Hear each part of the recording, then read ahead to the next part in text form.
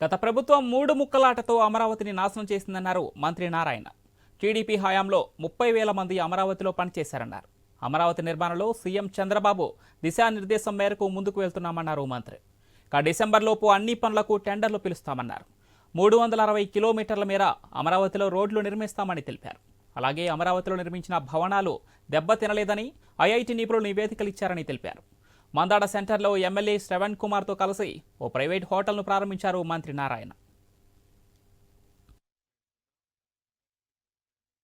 అమరావతి రాజధానిలోని మందడంలో ఈరోజు నెల్లూరు రుచులు multi question restaurant ప్రారంభించిన మనుబోలు సికిందర్ రెడ్డి గారికి, వారి యొక్క బంధువులకి, వాళ్ళ స్నేహితులకి అందరికీ నా యొక్క శుభాకాంక్షలు.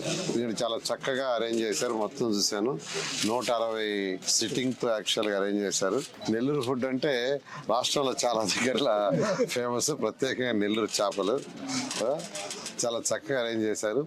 2019కి ఈ యొక్క అమరావతి క్యాపిటల్ సిటీ 217 చదరపు కిలోమీటర్లో 30,000 మంది పనిచేసేవాళ్ళు.